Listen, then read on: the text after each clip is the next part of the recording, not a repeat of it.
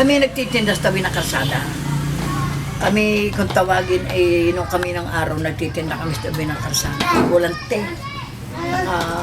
Tabi ng kalsada kami doon kami nagtitinda. Hindi ko rin namin, mayroong nagluluto ng bananakyong. Nagluluto. Kami pinalalayas doon sa kanyang tapat at hindi raw siya mabilhan. Ang sabi sa akin, ay, kayo lumayas dyan! Kaya ako hindi mabilhan yung sinasaga ng aking tinda.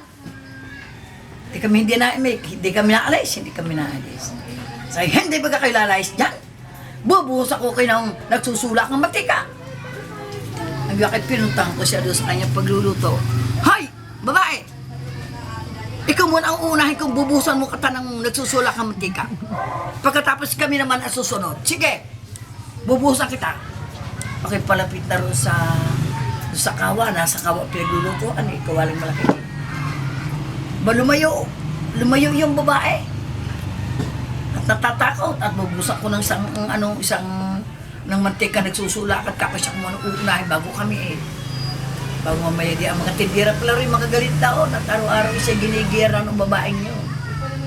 Kakay, hay mga kasamahan, lapit kayo rito. Paliligo natin ng mantika itong babaeng itong napakatapang.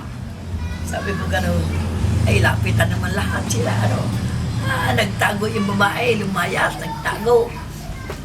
Abay, sabi naman ng mga kasamahan kong tindera kay, di nakakita ka rin nakatapat, sobra ka naman katapang. Di nakakita ka rin nakatapat. At ako nga siya sabi, ako katapang. Kala mo ba naman kakit pala napasin ko yan? Eh sila naman kung kala may kung sino, baka may sa kanila wala rin malamon. Pagkatapos ka pa siya magmamata sa atin. Akala ito basta tindera na lahat, hindi ko lang makain, patay gutom. Sabi na isa, hay! Pumunta ka na sa amin, akala mo kami yung mga walang makain. Pumunta ka sa amin, ang aming hinihiga ay palay.